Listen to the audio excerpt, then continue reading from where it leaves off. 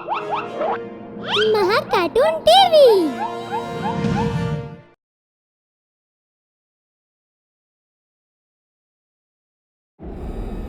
Bloody Mary part 2। पहले अध्याय में आपने देखा कि कैसे शाम की हुई यूं अचानक मौत से शिवम काफी टूट चुका था।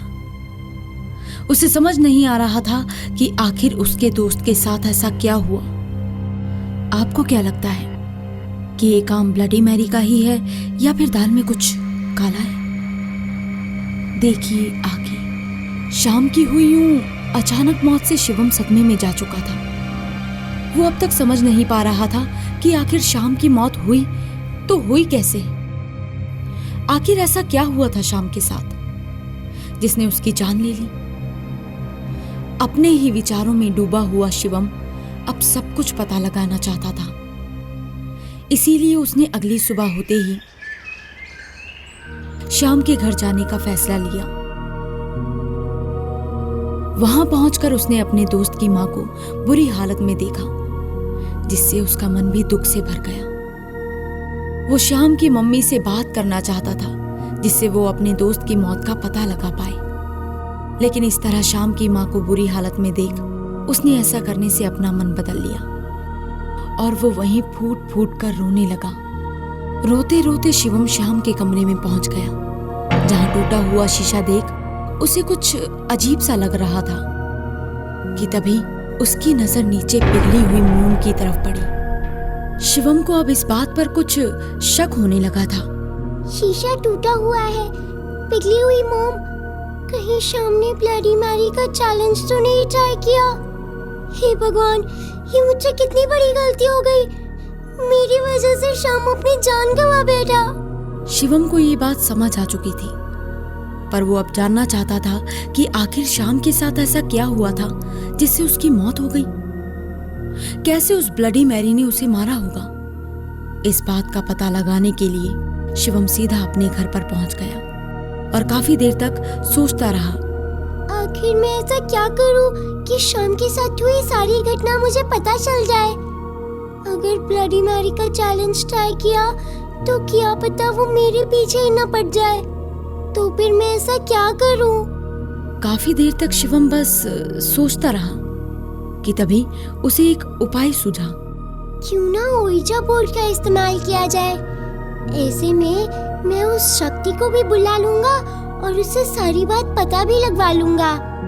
शिवम ने जो सोचा वही किया, पर उसने उस काली शक्ति को बुलाने के लिए अपना घर छोड़कर श्याम का घर ही चुना, क्योंकि वहां उसे बुलाना और भी आसान हो जाता। इसीलिए वो उसी रात ही श्याम के घर पहुंच गया। श्याम के कमरे में जाते ही उसने सारी लाइट्स बंद कर दी और मोमबत्ती से कमरे में रोशनी कर ouija बोर्ड को नीचे जमीन पर रख दिया।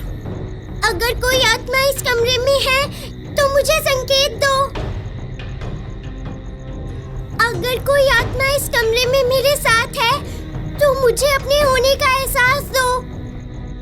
काफी देर तक शिवम वहां किसी के होने के बारे में पूछने लगा, लेकिन उसे वहां कोई भी इशारा नहीं मिल रहा था कि अचानक तेज हवा के साथ ouija बोर्ड पर किसी अदृश्य शक्ति ने हाँ में जवाब दिया। ये देखकर शिवम ने फिर से उससे पूछा, क्या तुम मेरी दोस्त शाम की हत्या के बारे में कुछ जानती हो?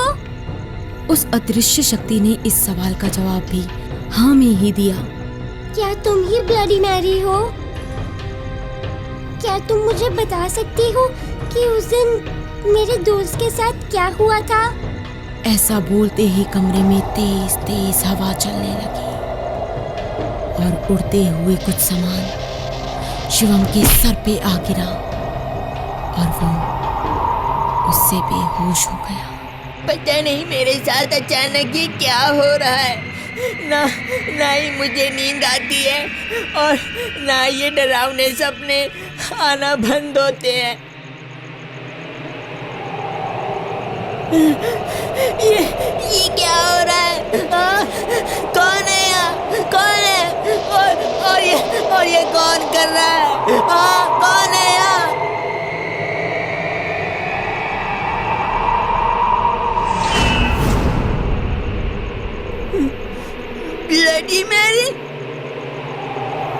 आसपास का नजारा देख श्याम बहुत ही डर गया और वो बाहर जाने की कोशिश करने लगा, लेकिन उस बवंडर ने श्याम को अपने ही अंदर ले लिया और कुछ ही पलों में उसकी भी मौत हो गई।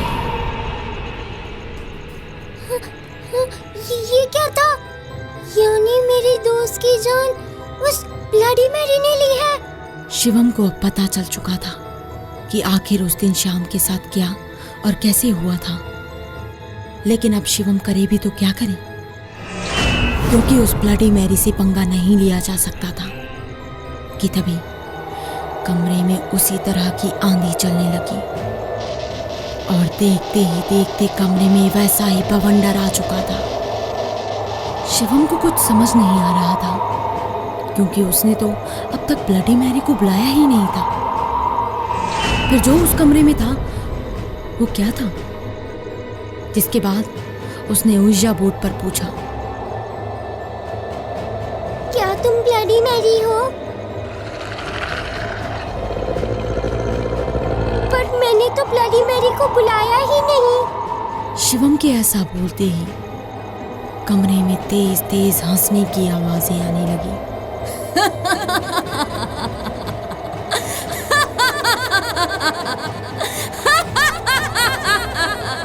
शिवम अब समझ चुका था ये कोई ब्लडी मैरी नहीं बल्कि कोई और ही भूतिया साया है जो उसे ब्लडी मैरी बनके गुमराह कर रहा है, क्योंकि ब्लडी मैरी को बुलाने के लिए तो उसे 3 बार उसका नाम लेना पड़ता। तो आखिर ये कौन था और उसने उसके दोस्त को क्यों मारा और अब उसे भी क्यों मारना चाहता था? दरअसल कभी कभी हम किसी और भूतिया साई को बुलाने की कोशिश करते हैं, लेकिन अगर कोई और आत्मा हमारे पास उस समय मौजूद होती है तो वो हमारा पीछा करने लगती है। ऐसा ही कुछ श्याम के साथ हुआ और अब शिवम के साथ भी वही होने जा रहा था। लेकिन तभी जो भी है मेरे सामने आओ। शिवम के ऐसा कहते ही एक काला साया उसके सामने आ गया, जिसकी आंखें एकदम लाल और शरीर आधा अधूरा था। ये देखकर शिवम काफी घबराने लगा। देखते ही देखते वो आधा अधूरा साया शिवम के नजदीक आने लगा। जैसे जैसे वो शिवम के नजदीक आ रहा था वैसे वैसे वो साया और भी लंबा और बड़े आकार में फैलता जा रहा था। कौन हो तुम? मैं वो हूँ जिसकी तुम कल्पना भी नहीं कर सकते। अब मरने के लिए तैयार हो जाओ। पर मैंने तुम्हारा क्या बिगाड़ा है? मेरा कोई कुछ नहीं बिगाड़ सकता, लेकिन मुझे सभी को बर्बाद करने में बहुत मजा आता है।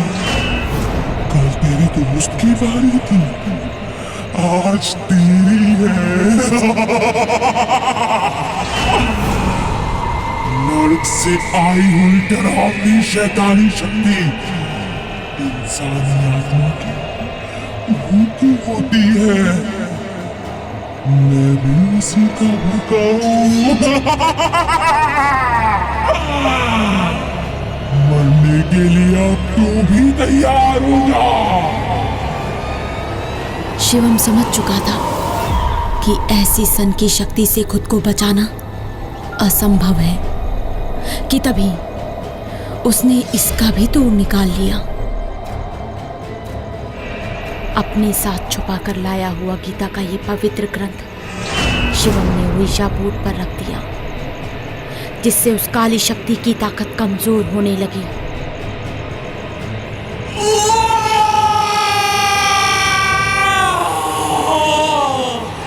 शिवम के ऐसा करते ही वो अदृश्य काली शक्ति चिल्लाने लगती है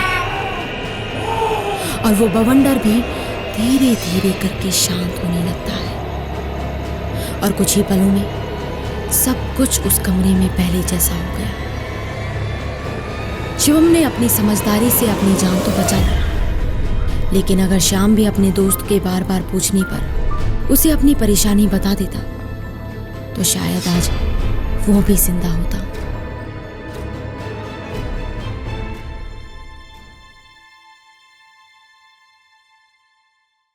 अगर आपको हमारे वीडियोस पसंद आ रहे हों तो इन्हें लाइक करें, चैनल सब्सक्राइब करें और हमारे कार्टून शो सबसे पहले देखने के लिए बेल आइकन दबाना ना भूलें।